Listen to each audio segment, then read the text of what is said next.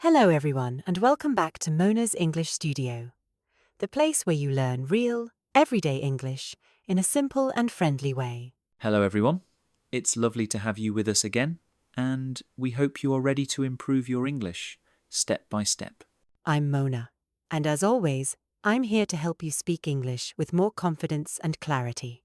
And I'm Noah, bringing you natural British English that you can actually use in real life conversations. If you are learning English and you enjoy British English, then today's episode is perfect for you. Yes, because today we are talking about something very practical and very British. Our topic today is 10 English phrases that make you sound more British. These are phrases that British people use every day without even thinking about them. You will hear these phrases on the street, at work, in shops, on buses, and even in casual chats with friends.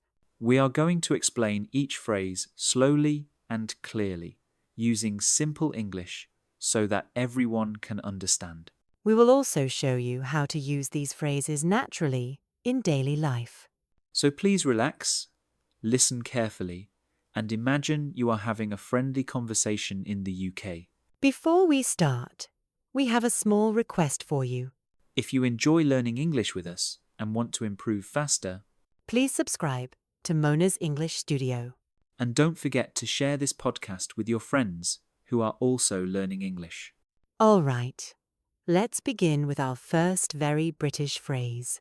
Our first phrase is a very common and very British word, and that word is cheers. Many English learners think that cheers is only used when people are drinking, but in Britain it has a much wider meaning. In everyday British English, people often use cheers to mean thank you. It sounds friendly, polite, and relaxed, which is why British people love using it. For example, imagine you are in a cafe and someone gives you your coffee. Instead of saying thank you, you can simply say cheers. This sounds very natural and very British. You can also use cheers with friends, colleagues, or even strangers. For example, if a colleague helps you at work, you can say, "Cheers for your help." Or if a friend sends you useful information, you can say, cheers, that's really helpful. So remember, using cheers instead of thank you can instantly make your English sound more British. Now let's move on to our second phrase, which British people use very often when they feel tired. The phrase is, I'm knackered. I'm knackered means that you are very tired, not just a little tired. British people use this phrase after a long day at work or after doing something physically tiring. For example, imagine you worked all day and then travelled for 2 hours. When someone asks you how you feel, you might say, I'm absolutely knackered. This sounds much more natural than saying, "I am very tired." You can also use this phrase in casual conversations with friends or family. For example, "I didn't sleep well last night, so I'm knackered today."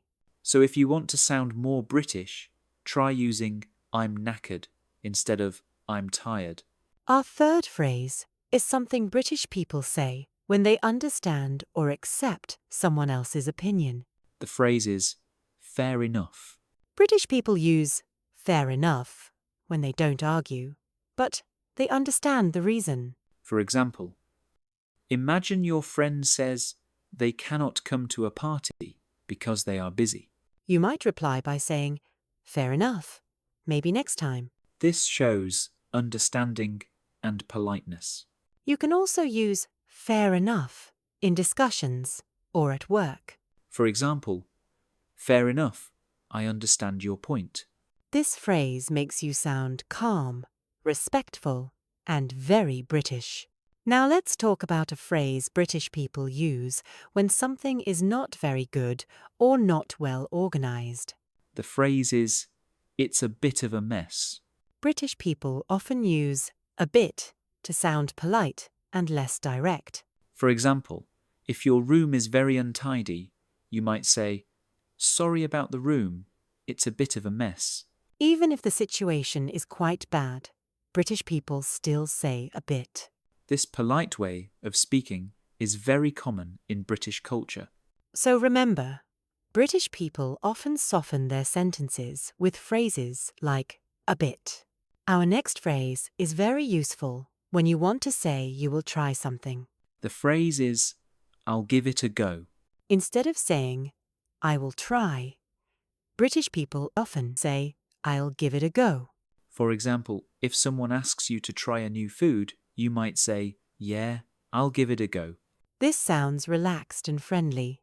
It also shows that you are open to trying new things. Now, let's move on to another phrase that British people use very often when they want to sound polite, unsure, or not too strong in their opinion. The phrases are sort of and kind of. British people often avoid being too direct, so they use these phrases to soften what they say. For example, if someone asks you whether you like a movie and you don't love it, but you don't hate it either, you might say, I sort of liked it. This sounds much more natural than saying a very strong yes or no. Another example could be when someone asks if you are busy. You might reply by saying, I'm kind of busy at the moment. This means you are busy, but you are still open to talking. Using sort of and kind of makes your English sound softer and more British. Our next phrase is something you will hear all the time in the UK, especially when people talk about how they feel. The phrase is, not too bad. When British people are asked, how are you? They often do not say, I'm great, or I'm amazing. Instead, they usually say something like, not too bad, thanks. This does not mean they are bad or unhappy. It usually means they are fine or okay. British people often avoid sounding too emotional or too excited in daily conversations.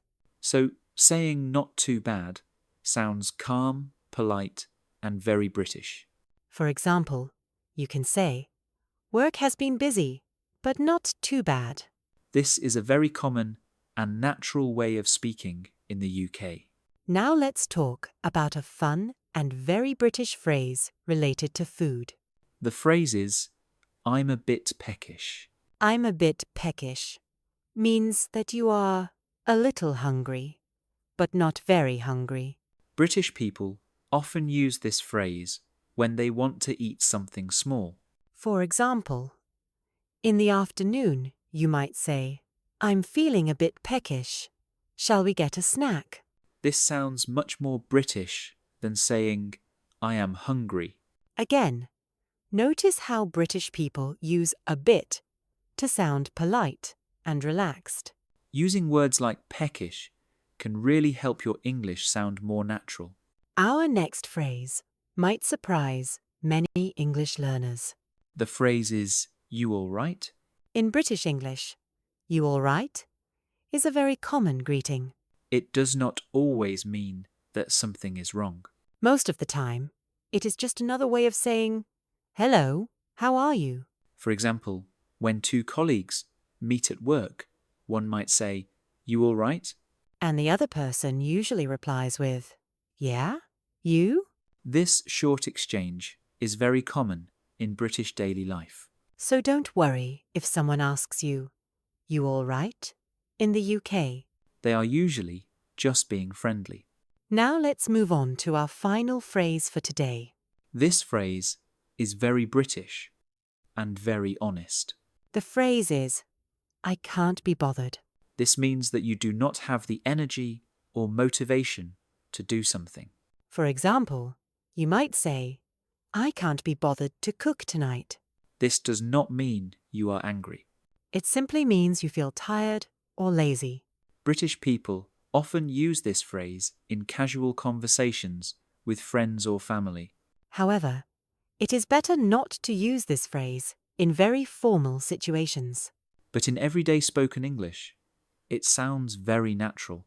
Let's quickly review the 10 British phrases we talked about today. They were everyday phrases that British people really use. Using these phrases can help you sound more natural and confident. And more British. So that brings us to the end of today's episode, where we talked about 10 English phrases that can really help you sound more British in everyday conversations. These are not difficult or fancy phrases, but they are very common in daily life in the UK, and using them will help you feel more confident when you speak English. The most important thing is not to memorize everything at once, but to choose 1 or 2 phrases and try to use them in your daily conversations. When you hear these phrases again, in movies, podcasts, or real conversations, you will understand them more easily and feel more comfortable. Learning English is a journey, and small steps every day can bring big improvements over time. If you enjoyed this episode and found it helpful, please remember to subscribe to Mona's English Studio. Sharing this podcast with your friends or family members who are learning English can also really help them.